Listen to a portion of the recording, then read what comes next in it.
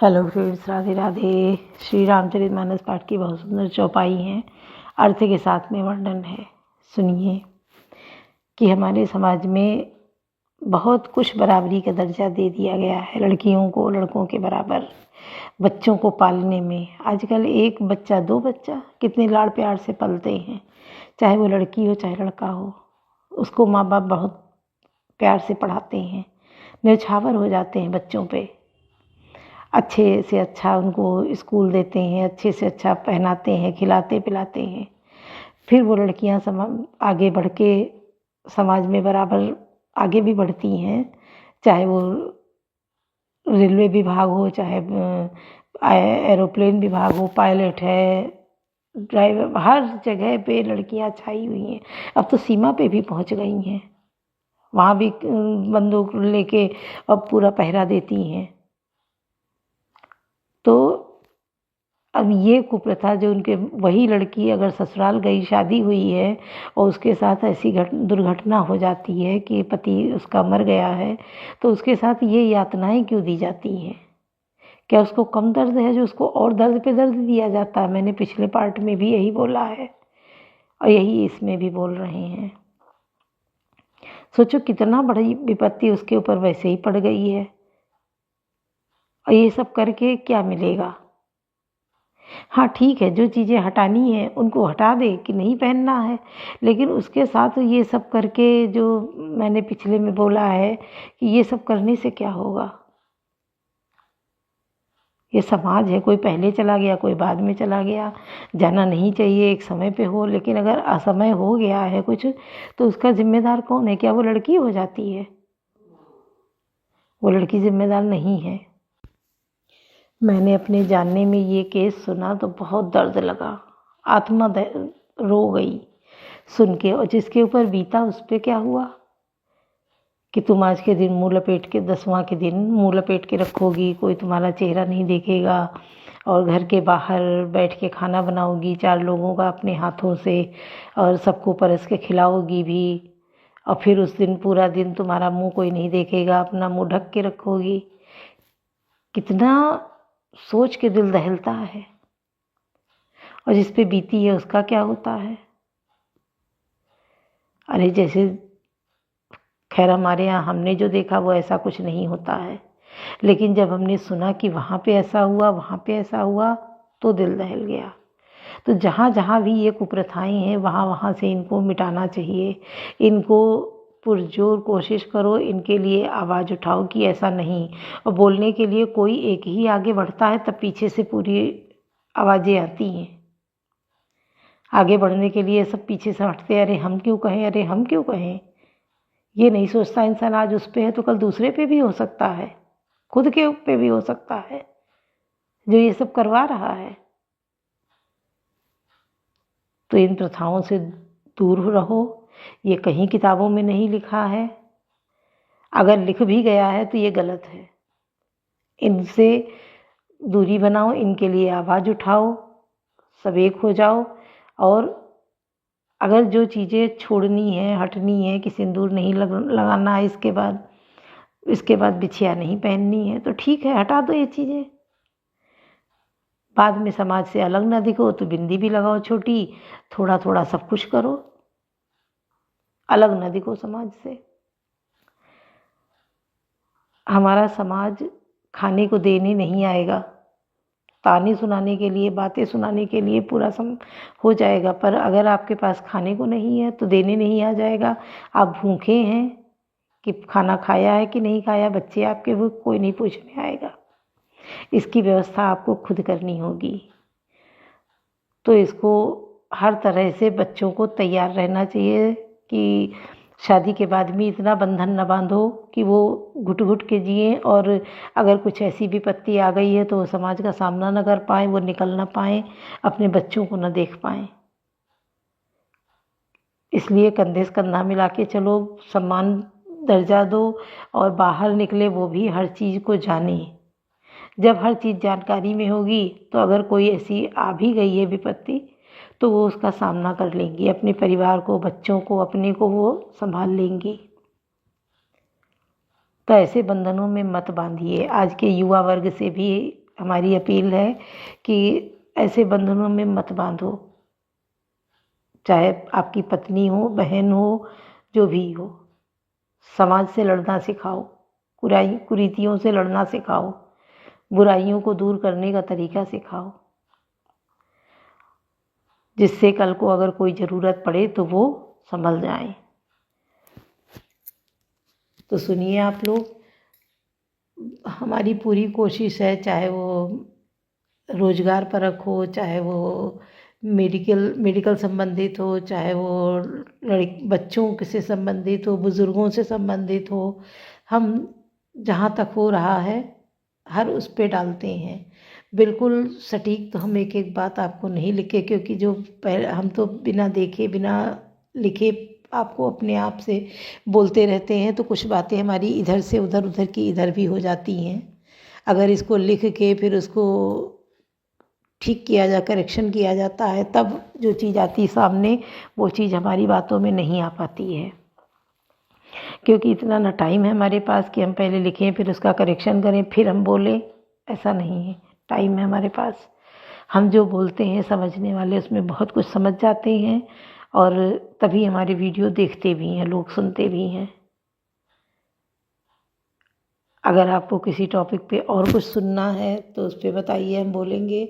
और इन चीज़ों का विरोध तो हम खुल के करते हैं, आप लोगों को भी करना चाहिए। जिसका सपोर्ट करना है उन चीज़ों का सपोर्ट भी खूब खुल के करिए। गरीबों को भी मदद करिए, जो परेशान है, बच्चों की पढ़ाई का खर्चा नहीं उठा सकते आप, उनके कभी पढ़ाई की चीज़, कोई भी चीज़ें ले ली, किताबें ही ले ली, कॉपी ले ली, जिसको आप सच में समझ रहे हैं कि ज़रूरतमंद है, उसकी उन ज़रूरतों को पूरा कर दीजिए। पढ़ने वाले उसके घर में बच्चे हैं तो उसके बैग दे दिया, लेके कुछ दे दिया, ऐसे करके उसकी ज़रूरतें पूरी कर दीजिए। कोई बीमार है, गरीब है, उसकी बीमारी में पैसा लगा दीजिए, उसका पर्चा फैला के दवा दे दीजिए। क्योंकि अगर आप अगले की बीमारी में पैसा खर्च कर देंगे तो आपको अपने घर में अपनी लोगों की बीमारियों पे पैसा नहीं खर्च करना पड़ेगा, आप खुद बीमारियों से बच जाएंगे। क्योंकि आपको तो इलाज पे खर्च करना ही है, आपने वही जो आपको अपने इलाज पे खर्च करना है, आपने वही पैसा अगले के इलाज पे कर दिया, तो वो बीमारी आपके घर आई नहीं। इसलिए इन बातों पे ज़रूर ध्यान दें। जो जिसको ज़रूरतमंद समझे, कुछ हिस्सा ज़रूर निकालें अपनी कमाई का, क्योंकि सूम का धन ऐसे ही जाता है। कोई लूट लेता है, कोई चोरी कर लेता है, ऐसे ही चला जाता है। अगर आप थोड़ा थोड़ा निकालते रहेंगे, ज़रूरतमंद की मदद करते रहेंगे, तो इन चीज़ों से बच जाएंगे, आपका पूरा जाने से बच जाएगा। थोड़े से ही आप अपने को संभालते चले चलेंगे। इसलिए कुछ हिस्सा दान स्वरूप जरूर निकालना चाहिए, और वो उसको देना चाहिए जो ज़रूरतमंद हो। आपको पता है इसको बहुत ज़रूरत है और इसके पास कमाने वाला कोई नहीं है, तो आप कवन सुकाज कठिन जगमाई, जो नहीं होई तात तुम पाई, भलो भलाई पहलाई लाई निचाई नीच, सुधा सराही अमरता गरल सराही नीच। कवन सुकाज कठिन जगमाई, जो नहीं होई तात तुम पाई। भला भलाई ही ग्रहण करता है और नीच नीचता को ही ग्रहण किए रहता है। अमृत की सराहना अमर करने में होती है और विष की मारने में। खल अगुन साधु गुण गाहा, उभय अपार उदति अवगाहा, ते ते कछ कुछ गुण दोष बखाने, संग्रह त्याग न बिनु पहचाने। दुष्टों के पापों और गुणों की और साधुओं के गुणों की कथाएं दोनों ही अपार हैं और अथाह समुद्र हैं। इसी से कुछ गुण और दोषों का वर्णन किया गया है, क्योंकि बिना पहचाने उनका ग्रहण या त्याग नहीं हो सकता। भले उपोच सब विधि उपजाए, गण गुण दोष वेद बिलगाए, कहीं वेद इतिहास पुराना, विध प्रपंच गुण अवगुण साना। भले बुरे सभी ब्रह्मा के पैदा किए हुए हैं, पर गुण और दोषों को विचार कर वेदों ने उनको अलग अलग कर दिया है। वेद इतिहास और पुराण कहते हैं कि ब्रह्मा की यह सृष्टि गुण अवगुणों से सनी हुई है। दुख सुख पाप पुण्य दिन राति, साधु असाधु सुजाति कुजाति, दानव देव ऊंच अरु नीचू, अमी अस जीवन माहुर नीचू।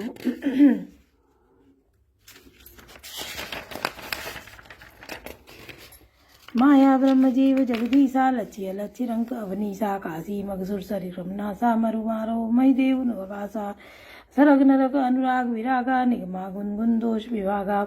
दुख सुख पाप पुण्य दिन रात साधु असाधु सुजाति कुजाति मानव देवता ऊंच नीच अमृत विष सुजीवन सुंदर जीवन मृत्यु माया ब्रह्म जीव ईश्वर संपत्ति दरिद्रता रंक राजा काशी मगध गंगा कर्मनाशा मारवाड़ मालवा ब्राह्मण कसाई स्वर्ग नरक अनुराग वैराग्य ये सभी पदार्थ ब्रह्मा की सृष्टि में है। वेद शास्त्रों ने उनके गुण दोषों का विभाग कर दिया है।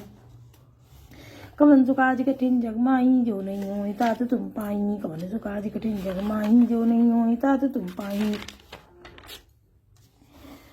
जैसे ओले खेती का नाश करके आप भी गल जाते हैं, वैसे ही वे दूसरों को कम बिगाड़ने के लिए अपना शरीर तक छोड़ देते हैं। मैं दुष्टों के 1000 मुख वाले शेष जी। कवन सुकाज कठिन जग माही जो नहीं हो तात तुम पाई। जड़ चेतन गुण दोष में विश्व कीन करतार संत हंस गुण गाय पै परिहरि बाहरि विकार। कवन सुकाज कठिन जग माही जो नहीं हो तात तुम पाई।